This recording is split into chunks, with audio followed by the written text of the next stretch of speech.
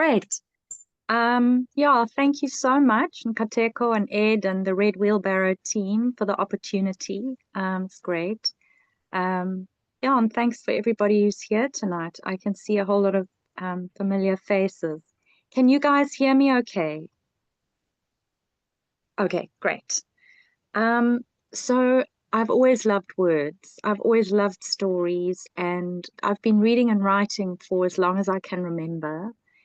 And I write kind of to navigate my life. I put words on the page so that I can make sense of the world, and then to share that, to share what I discover with others. I've been part of a writer's circle and a poetry group for years now, two different groups. And I have some poetry published in various places. I'm currently busy with my master's in creative writing at UWC. And I guess, yeah, I love being outdoors more than being indoors. I love being at the paddock where my horse lives. I love being at the ocean. I love being up mountains. And so a lot of my writing comes from nature and from the world around us. So I'm just going to do that. Okay. I'm going to start with two poems about writing poems. The first one is called Waiting and Listening. It is night and quiet. I settle into the curve of the chair my father and I made, an Adirondack crafted from American white oak. My notebook lies on the wide armrest.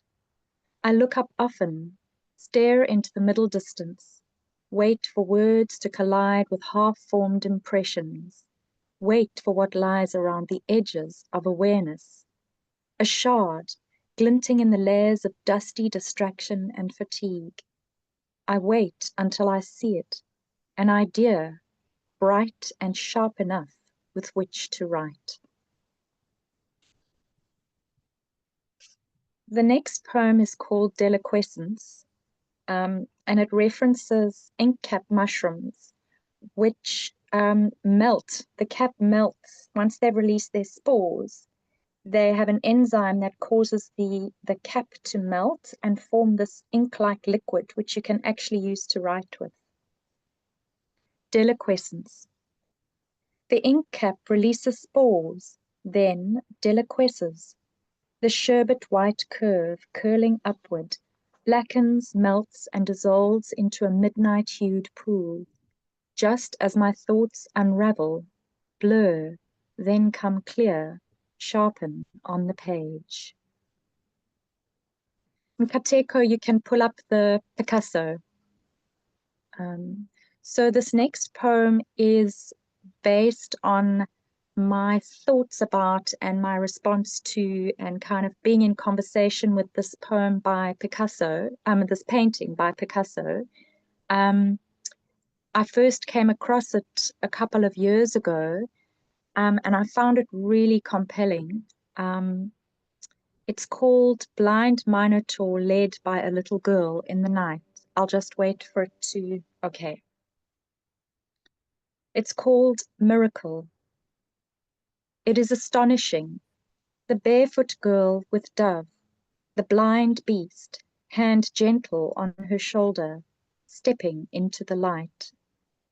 A boy watches on the threshold, slouching against the rock, untouched, unconcerned, with empty hands. Behind them, in the darkness of an underground lake lit with stars, a fisherman pulls on a net heavy with a miracle he does not yet understand, his hands weighted with a shimmering catch. And then you can bring up the Rembrandt. So this poem was written in response to an article I read about a painting that was discovered last year, or people decided that it was a genuine Rembrandt. And I've called the poem Nocturne because a nocturne is it's a word borrowed from music. A nocturne is a piece of music that reflects the quality of night. And the great painter Whistler borrowed the term from music to describe paintings that reflect twilight or night. So the poem is called Nocturne, and it's based on this painting by Rembrandt called The Adoration of the King. The Holy Child reaches towards the Magi's wrinkled hands, clasps a bottle of myrrh. A starry halo arcs in the space between Madonna and Mage, a rich cloak draping the old man's bent form. Turbaned kings look on, a silver cup and bowl in their hands. Joseph, half asleep, in lesser light, leans on a staff beside Mary. A shepherd with bowed head by his side. A golden basin sits in the lit foreground. In the shadows, a figure with dark eyes and helmet lurks.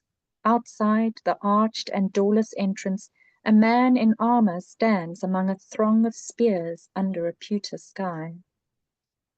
There are no angels here, no blazing tinseled light, no canticles of praise. Only the faint and muted tones of breath, whisper of robes on bare earth, black licorice root scent of myrrh, a keen-edged spear and shepherd's staff, its curve ascending to where the star's light pierces an open stretch of sky, framed by the bare, thatchless rafters of a tattered roof, high above the assembled heads. Thanks, Nkateko. The next few poems are about my dad, who died in 2020, just before the first of the COVID lockdowns. I wrote a lot in that year and in the time subsequent to that. So these few poems reference that time. An almost empty page. I find them in a file marked final letters, one for each of us, my brothers and I. A full page for each of theirs, words from top to bottom. Mine, a couple of paragraphs, incomplete, just a few words, mostly white space. There is a hollow inside me, filled with all we did not do together, places we didn't go, words we didn't say, an almost empty page.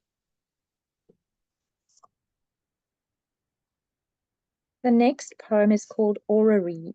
I don't know if I'm saying that right.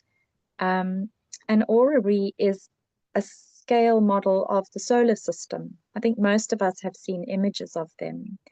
And sometimes you can actually turn little handles and they move.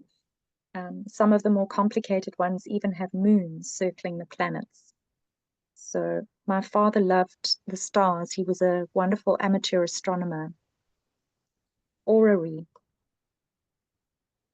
I turn a small handle, and golden orbs rotate, circling a shining sun, light and shadow shifting across polished curves, gleaming brass rods, stacked wheels, cogs, gears, a tiny universe, finite, weighted, present. Outside, stars ride a clear winter sky along invisible plains, their light a bright echo in the blackness of a time and space long gone.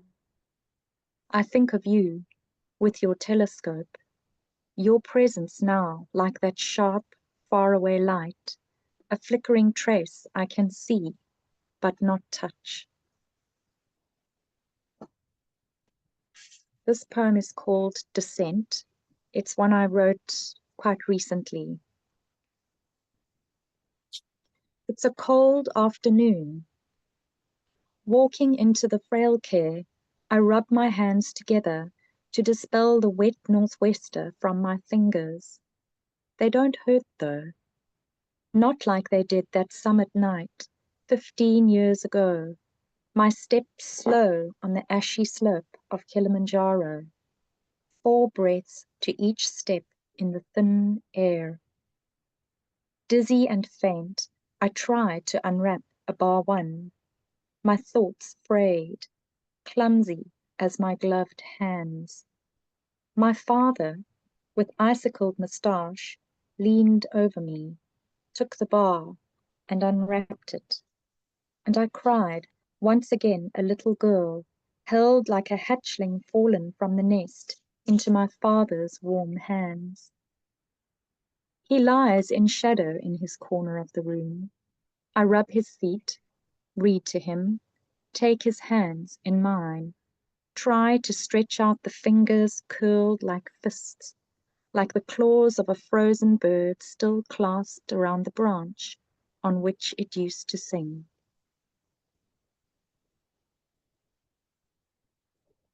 The memory of light. We can now see Arundel, morning star, 1,000,000 times brighter than our sun, born in the first eon of our universe, a universe almost 14 billion years old, but expanding, so that Arundel's glimmer, 28 billion light years away, lies beyond the edges of thought or imagination, perhaps no longer even there, a shimmering relic, like the image of my father and me, smiling in the sun risen over Kibo, light reflecting off the disappearing glaciers, a memory filling me with September summit light. This next poem is based on a photograph that my father took of me with my great-grandmother. I must have been about 5 years old, so I don't, oh, sorry. So I don't remember this moment, but I have this beautiful photograph to remind me. So the poem is called Great Granny Lucy and I, a photograph taken by my father. We sit together on Gram's old ball and claw stinkwood couch, the Welsh dresser behind us, with its Royal Doulton crockery, its carved doors. Sunlight falls across the half of my little girl face, turned towards hers, the other half dimmed in shadow. I am mid-thought, about to speak. The fingers of my left hand count on those of my right. A book lies open on my lap. Great Granny Lucy listens. Soft silver hair swept back from her face with a black Alice band. She smiles, attentive, crow's feet wreathing the corners of her eyes. A saucer rests tilted in her left hand, the cup in her right. She is thin, reed-like, beautiful. I have no memory of our conversation or of this meeting, so I am glad of the picture. And it comes to me suddenly that I am looking at myself through my father's eyes.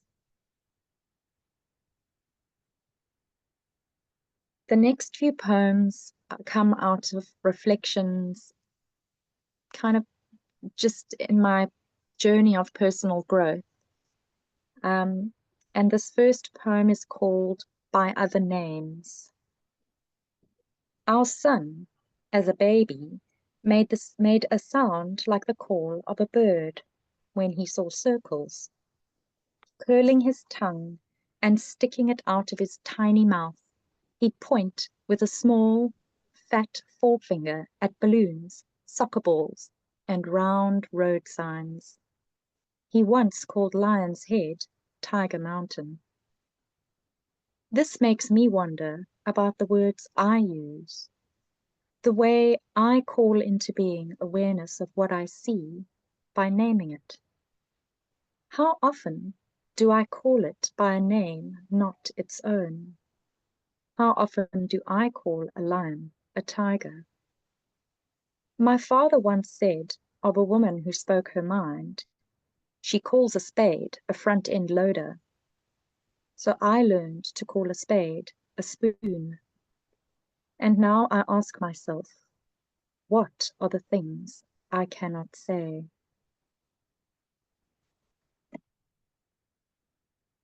The ventriloquist.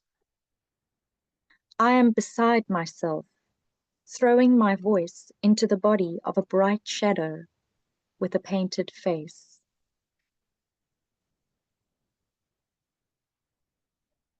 The next poem is called Party Game. All the other girls at the party ran away, hid from me. So I sat, a small turtle drawing into her shell, waiting for them to come back. The birthday girl's mother found me. Where are the others? She asked, and gave me a fistful of sweets. Call them, she said. Tell them you have sweets. I didn't want to do it, but I wandered round the garden calling, Come back! I've got sweets! I almost hoped they would not come. Maybe she was embarrassed. Perhaps she didn't want to make a scene, spoil the party. She thought it better to teach me an old game. I promise I'll be sweet if you let me belong. This next poem is very different from the kind of thing I normally write, and it came out of work that we did with Kobus Moolman last year in our poetry module. It's a prose poem, and it kind of mixes about 5 different stories together. Um, in the poem, a storybook that I loved as a young girl is referenced, as well as a witch from Eastern European fairy tales, a young girl from a Russian fairy tale, and various other experiences. It's called Down a Well, a Blue Dress, a Gift of Fire. The cover drew me to the book. Don't judge a book by its cover. A cover is on the outside. In this book were 2 girls, one good, one not. In this book were insides and outsides. Inside a well, down which they tumbled, and inside the girls. Outside winter sunlight, sharp and clear like cut glass. The librarian had to lean over the desk to see 6-year-old me. She didn't see me shaking, because I was shaking on the inside. I couldn't help being scared. It's an old story. Inside the well it is dark, wet, cold. Mosses and black slime grow on the stones. I sink deeper. I pass through water. Then I am falling through air. It's not a rabbit hole, but still, I am through the looking glass. My father looked through the lens of his telescope at the stars, through the glass and into a distant past. In the sunlight on the other side of the well is a girl in a blue dress, a dress the color of cornflowers. The girl, the good girl, passed the test the witch had set, and she came back through the well in the beautiful dress glittered with stars. The witch is not a witch, but a beautiful enchantress. She is nothing like the Baba Yaga, who will never be beautiful, only fierce and terrifying and full of impossible demands. She will only give me fire, not stars, or a blue dress, and for that I must sift seeds, with little time and not enough hands. In the night I sleep. In the darkness the doll in my pocket sifts the seeds. I did not get this doll from my mother, as Vasilisa did. I found her myself. I do not know how this doll does it, but the task is done. There is another story. A girl scatters cornflower seeds. The cornflowers grow, blue in the sunlight, spring sunlight, which is not sharp. Every spring cornflowers come back, because of the seeds which have been there a long time. This book has been there a long time. This story inside me, it is like a seed. The girl in the cornflower dress keeps coming back. I wanted to be the good girl in the cornflower dress, the girl covered with diamond light. I came back with fire. This next poem references Maat, a goddess in ancient Egyptian cosmology, who would weigh the soul of the heart of the dead on a scale with her white ostrich feather. And if the heart was heavier than the feather, then the person was not allowed to enter the afterlife. The poem is called Maat's Feather. Maat lays my heart on one end of her scale, and the scale tips with the weight of a myriad thrumming thoughts, a lifetime's choices humming in its chambered memory.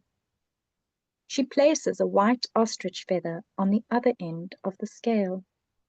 I stand, naked and uncertain in her shadowed hall, and then I remember. The ostrich is an earthbound bird. Her feathers are not made for air. She swallows stones. Her calloused feet are thick with dust. When she runs, she spreads her wings, not for flight, but for balance. Maat smiles. The scale is level, poised. Paradise is mine. These last four poems reference nature, which is kind of my first love when I write. This first one is called Maundy Thursday. The other night I stood, my bare feet washed with rain. I heard a barn owl hunting, looked up at the Southern Cross, hanging, sharp points of light piercing the darkness. And I thought of that other night when I, stepping from my tent, saw the ground covered with frost, moonlit, as though all the stars had fallen from the sky. Tyto alba, which is the Latin name for barn owl. The barn owl sits in the eucalyptus tree. Overhead, the Southern Cross moves in the late summer sky. The green gloss shimmer of leaves, her grey and russet feathers all shadow shades in the light of stars. She launches from her perch, a wide winged waif, drifting in the silent air, sliding over feathered velvet, falling over the fringes of her wings' trailing edge, hushed, soundless. Invisible to her prey's ears, she sees now with her own. Hidden behind the raven black eyes, large pools in her pale face, the sounds coalesce into a precise trajectory, an imperceptible horizon of focused intent. A small, soft-bodied hunter with downy white, heart-shaped face, blurred stripes on her outstretched wings, and curved, steel-grey talons clutching her prey. This poem is called Listening. After a 15-year study, 190 scientists have detected the hum of gravitational waves, a cosmic symphony, likely caused by supermassive black holes, millions of them, each one heavy as billions of suns, pairs in a dance hall the size of the universe, circling each other in a lumbering waltz until they merge and send ripples along space-time. Ripples that shift the spinning lights of 60 pulsars, celestial timekeepers strung like lighthouses across our galaxy, their whirling beams now made milliseconds early or late by the gravitational swells, a low vibration echoing like whale song through the Milky Way. I could not hear it from my small garden, lit by an ordinary sun. I did hear the song of the robin who sat on my gate this morning before she took flight into the winter sky. And I'm going to finish with a short poem that's just a little bit of fun. It's called Happy Ignorance. In Zeno's dichotomy, the distance between the stairs up to the house and the end of the garden cannot be covered. This is because an infinite number of diminishing halves lie along the curved path. A half, the quarter that is a half of that, the eighth that is half of that again, and so on, impossible to ever traverse. Luckily, the dog does not know this, and trots, white-tipped tail wagging, all the way along the mossy stones to the gate, each time we come home. Thank you.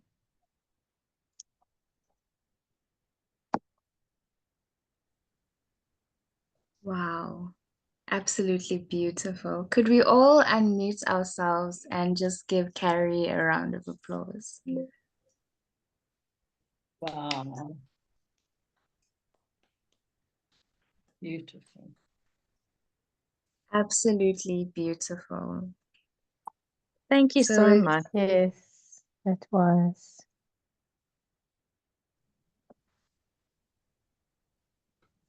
So we are going to move into our Q&A, and I will start us off with a question. I found that even in the poems that were not overtly ekphrastic poems, even in the poems where we didn't pull any picture up to the screen, I feel as a listener and as a witness to the work that we were still able to form a picture from that. And I've always thought of ekphrasis as the art of observation, but I realized that it's also the art of description more than observation, because you don't only observe but you also describe what you're seeing. And when I received your images earlier, I thought to myself, if I was given perhaps an hour or 2 hours to write about what I'm seeing, what would I come up with? What would other people come up with? And in listening to your poems, I was seeing things that I didn't even notice when I was looking at the artwork. So please, I'd like to know how you have mastered this art of description. Because even in the other work, in the work where there wasn't a picture to reference from, the imagery is so powerful that I already have that picture as someone who was just listening to the poem.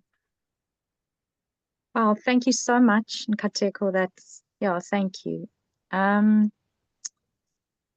Sure. I think, you started with Mary Oliver. Wild Geese is such a beautiful poem. And Mary Oliver is one of my favorites. And I think someone else who's here in the meeting, Carri is the one who introduced me to Mary Oliver many years ago. And Mary Oliver has this poem, I can't remember the title. It's called Instructions for Living a Life. And it's a short poem. It's just pay attention, be astonished, tell about it. And I think it's really about paying attention, and it's something I try to cultivate. And I think if it's about paying attention, it's about noticing. I think I am by nature just a very visual person. And also I grew up in a house full of books and music, and pictures. My parents, my father was, and my mother is, they're very creative people. So I grew up in an environment with people who notice things. So I think it's just about paying attention. Yeah. Thank you. So I would like to take questions. Is there anyone who has a question? I'm not seeing any hands up. Oh, Karen. Okay. Karen, Jacques, Ed. I think I'll take the questions in that order. Karen, you can go ahead.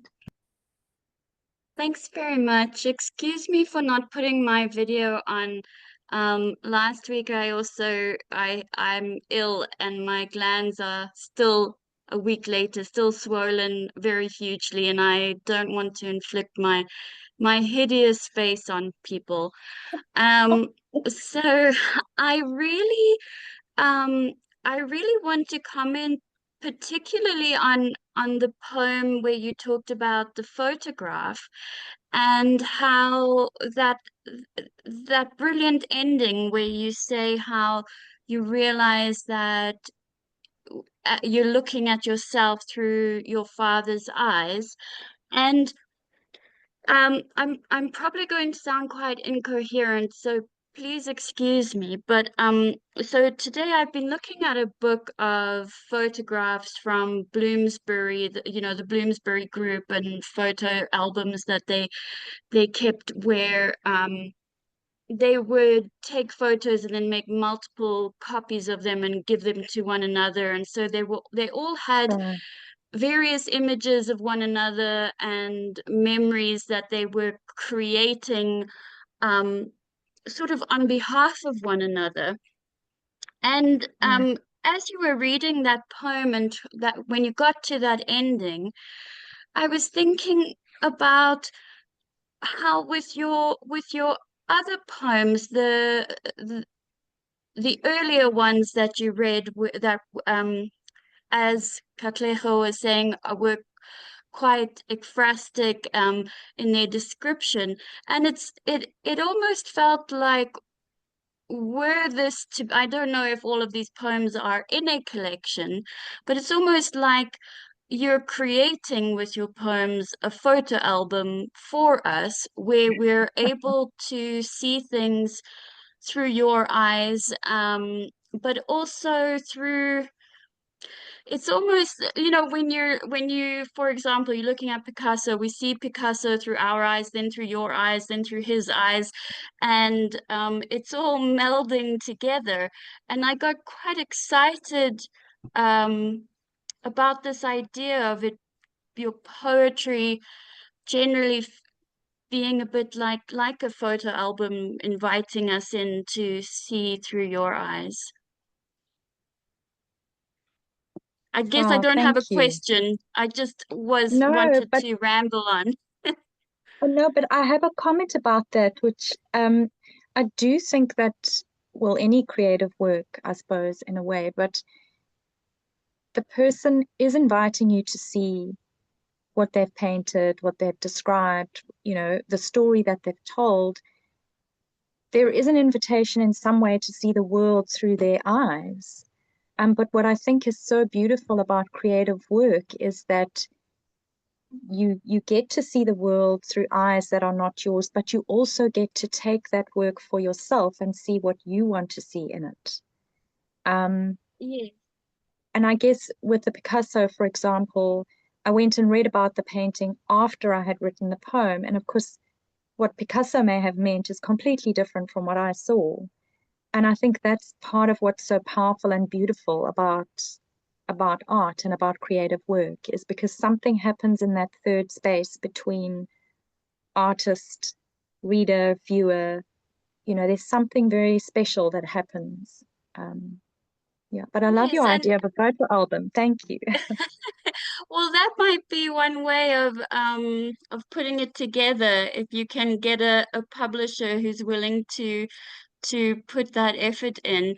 But I also wanted to say, one thing that was interesting as well is so obviously I don't know your father, I never met your father, but because of the emotion and the description that you were writing with, um, in a selfish way, I suppose, I began thinking about my father and my father's death and him dying. And that was another interesting way that though we're seeing your father through your eyes, we are then able to access views and memories that maybe have been forgotten Yeah.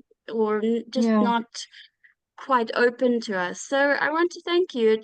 I really thought that for me, I'm saying for me, that last line or the last lines of that poem about the photograph really brought all of your poems together for me very beautifully. So thank you very much. Well, thank you. Thank you.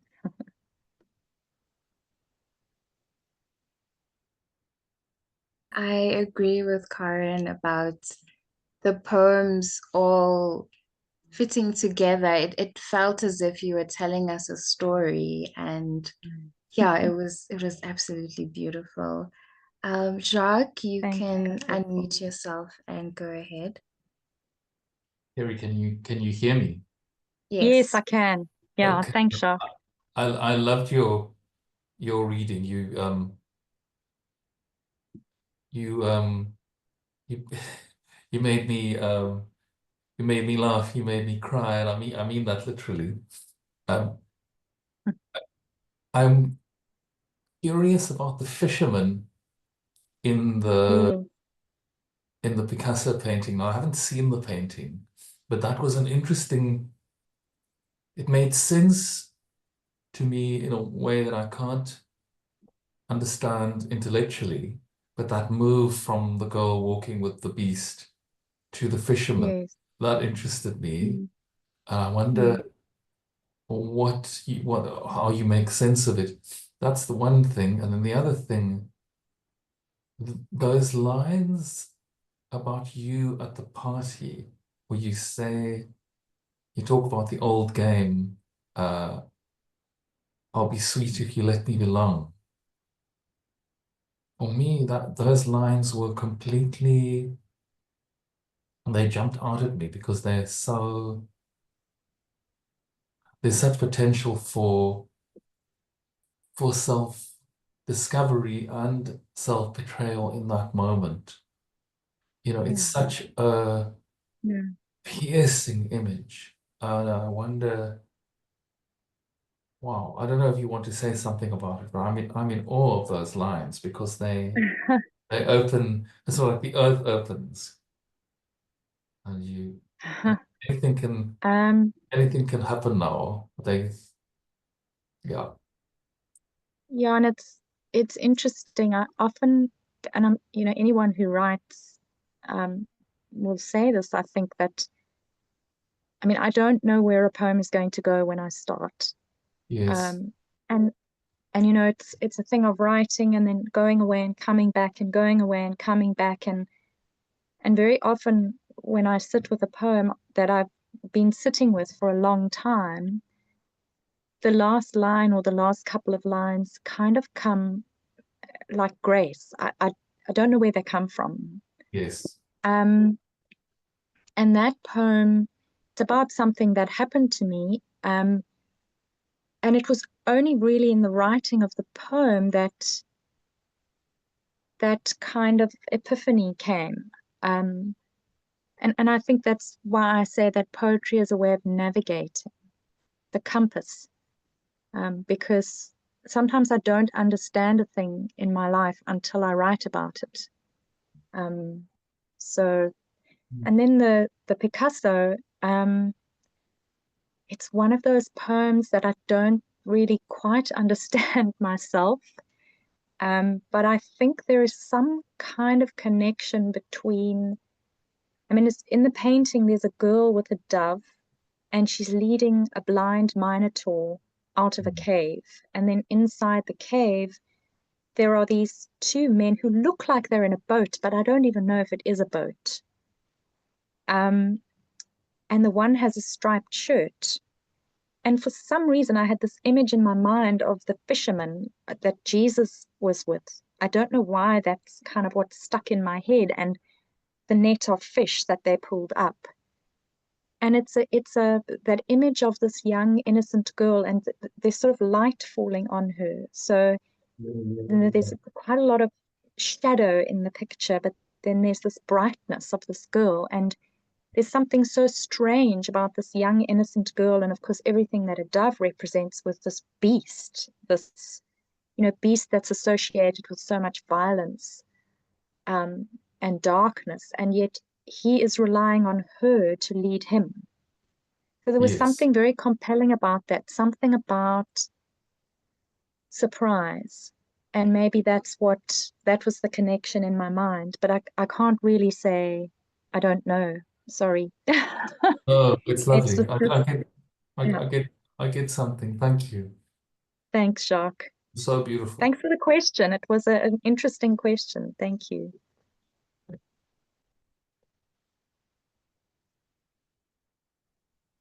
Ed, you can ask your question. Thank you. Thank you, Carri. It was a really beautiful reading. I like other listeners, I was struck by the imagery and the precision in your writing.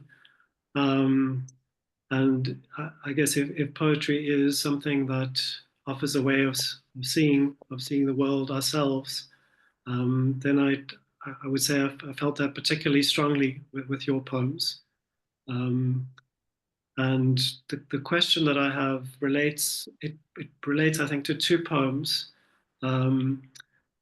And one of them is the poem that you sent in, The Leap, that poem. Okay. Yeah. Which you didn't read tonight, and I don't know if you still wanted to read it. No. Okay, but that connects me to the poem that you called Down a Well, a Blue Dress, a Gift of Fire. Oh. Yes, both of those poems strike me as being some sort of imaginative leap into the self. Yeah. It connects to fairy tales, particularly the latter. But yeah, I just found those poems fascinating. And I wondered if you wanted to say anything more about those. Well, I have to say, I'm glad you liked the prose poem. I really hesitated about reading it tonight because it's so different from other things that I do. And I was like, oh, I don't know. So I'm glad you enjoyed it. Yeah, I love fairy tales. I love that a fairy tale is something you can throw yourself into. And like we were speaking earlier about paintings and work, there's something you can draw from a fairy tale about your own life. And in that poem, I guess part of what I'm referencing is the way it's like a collage. There are all these things that don't appear to be connected to each other. And then you look back over your life and suddenly they are connected. And you realize that there are all these threads that are kind of woven in your life. And sometimes it's beautiful and sometimes it's not. And sometimes you need to unpick stuff,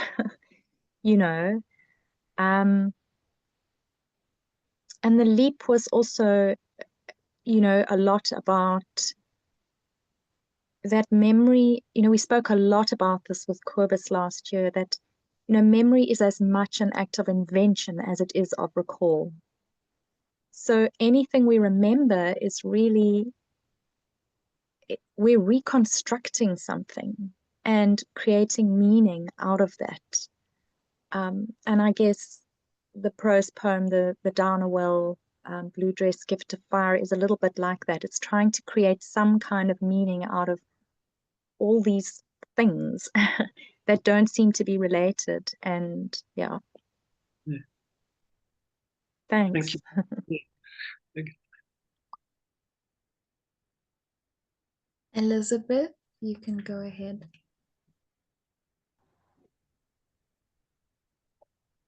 Hi, Carri. Hi. I love your poetry, but every time that I listen to you read from it, I discover something new. And what I noticed today is the way that you blend something really personal with something really universal, so that we're seeing a little bit of you, but we're also seeing ourselves in that because it's a universal message. just like Jacques, I was really, really moved by that line in the poem about the party, that last line about, I'll be sweet if you let me belong. That was very powerful. And of course, that was a story that you told about yourself, but also I could see myself immediately in that. And I was wondering, to do that, you obviously have to make yourself a little bit vulnerable, to include something of yourself in each poem. How hard is that to do? It's very hard. But I don't know any other way to do it. I don't know how to write a poem that has any integrity if it's not honest. And I have to say, this is something that all my professors last year pushed me about. They said you need to push more deeply into that. So it's what I do, and it's hard, it's scary reading these poems. But I guess that's also part of my process, is saying, here, this is me, look at me.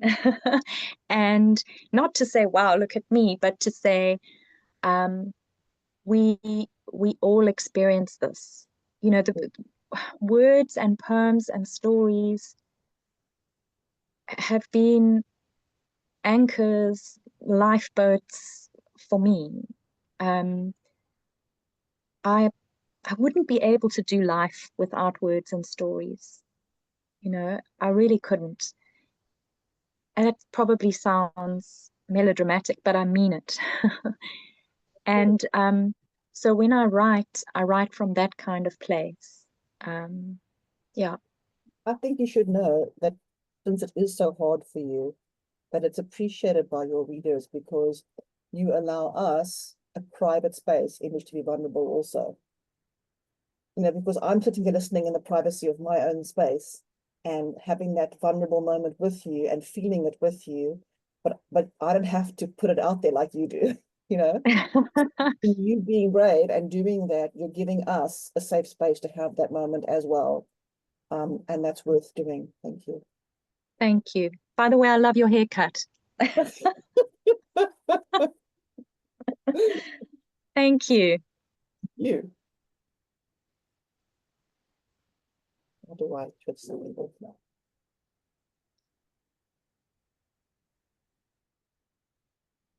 Carri, there are some really wonderful messages for you in the chat.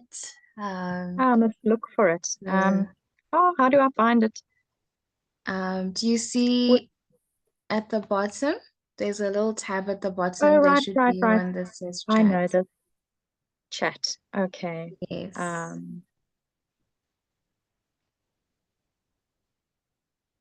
Oh, that's lovely.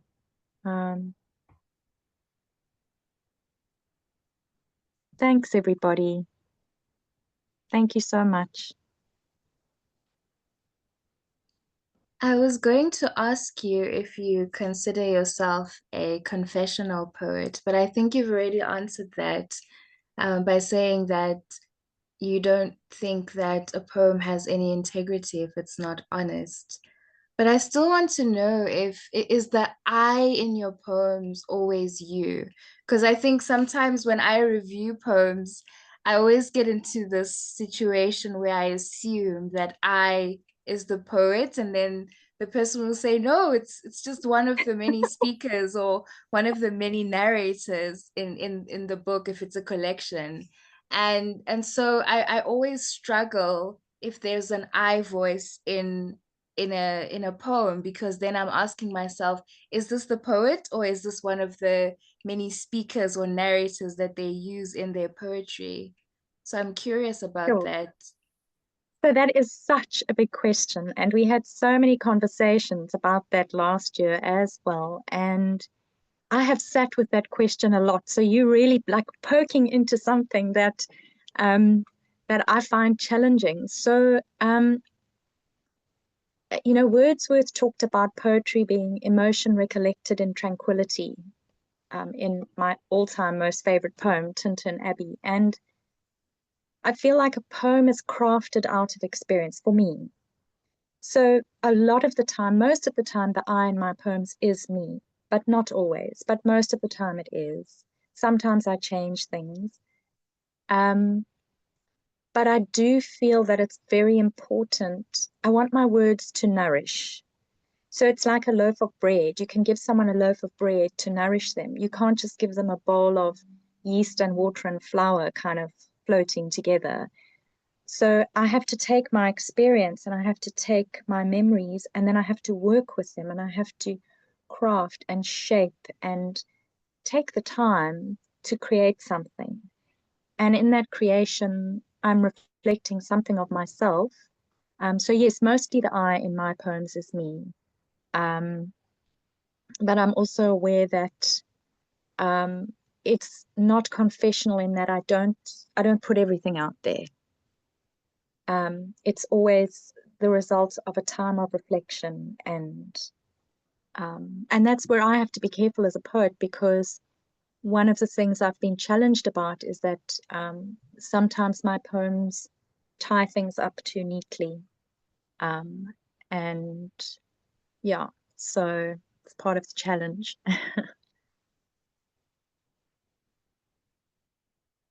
But thanks for the question. It's a tough question, and I'm still sitting with it. Yeah, I think it's something I sit with as well in my own work. And you said about tying things up too neatly, and I've always had a question about the reader's interpretation and the author's intent, because it's sometimes when you put the work out there, you're opening it up for the reader to understand it in any way that they understand it, which Anyway, yeah, exactly, which may be different to what your intent is. So I think that there are. I think that. Go ahead. No, sorry, carry on. I didn't mean to interrupt. Yeah, No, I was going to say, I think that's okay. For me, that's okay. Like, once I've written a poem and I've put it out there in the world, it belongs. When I read poems, when I read stories, even though they belong to the person who wrote them, they also belong to me because they are formative. So I feel like when I put my work out there, it belongs to people in whatever way they need it to belong to them, and it means whatever they need it to mean for them. So, that's okay. Yeah.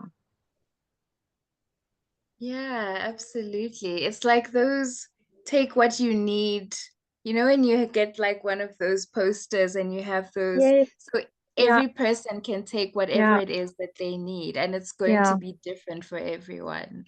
Yeah, So exactly. yeah. Exactly. Yeah. Thank you Thank for you. that. Are there any other questions?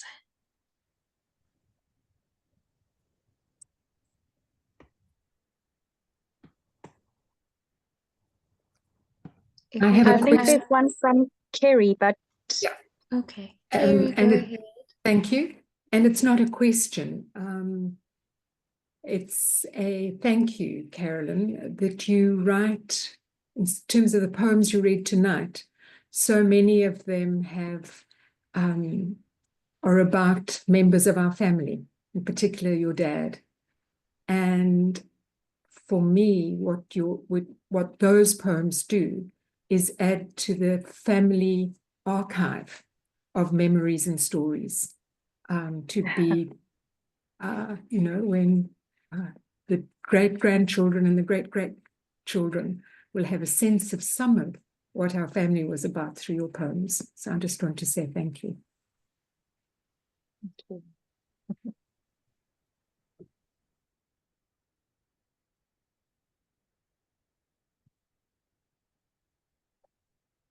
That is my dear aunt who introduced me to Mary Oliver. Oh, that's wonderful. Glenda, did you have a question? Oh, okay. That wasn't my hand, no. But oh, okay. I'm Sorry really about sitting here absorbing and reflecting and going back, and I've been, so much has created a lot of quite visual impressions. I'm sitting here with a lot of visual, if things have evoked visual images for me. So thank you, Carri. I'm sitting here with a lot going on in my head. And I must just in passing, and this is absolutely not, I'm not selecting one thing. It's just that I was really arrested by the ventriloquist.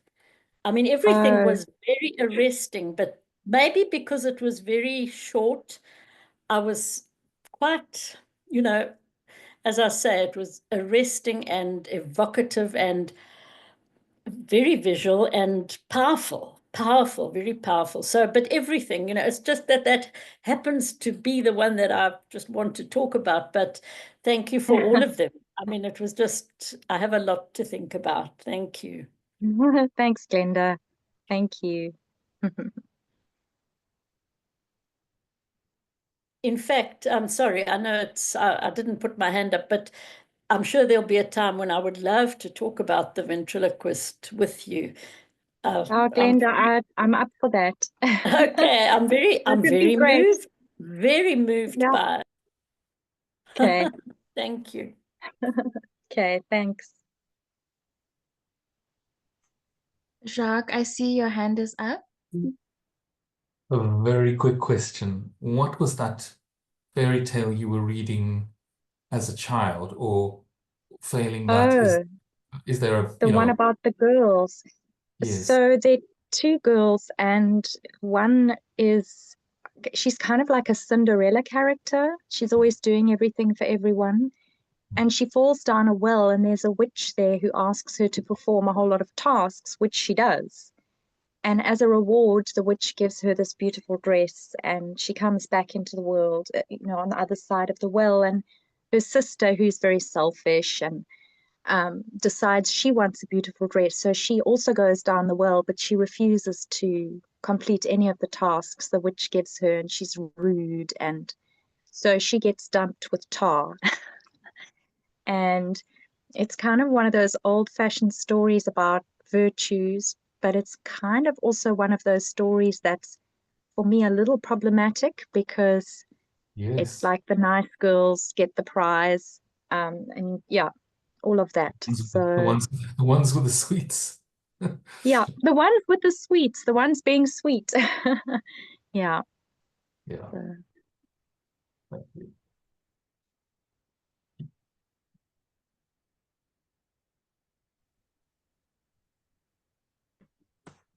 Okay, so if there aren't any more questions or comments, then we're going to take a brief break, and then we're going to start the open mic. So last call for questions, anybody? And I also wanted to find out from Ed, how long is our break going to be? Because I'm going to stop the recording, and then we're going to take a break and then begin the open mic portion of our evening. Hey, it's 5 minutes. Okay. All right. Yeah. So we will then resume at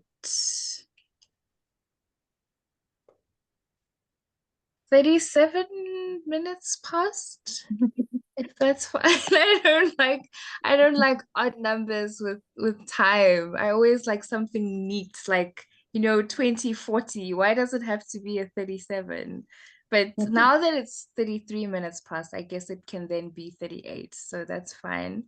So let's take a 5-minute break, and then we will be back for the open mic.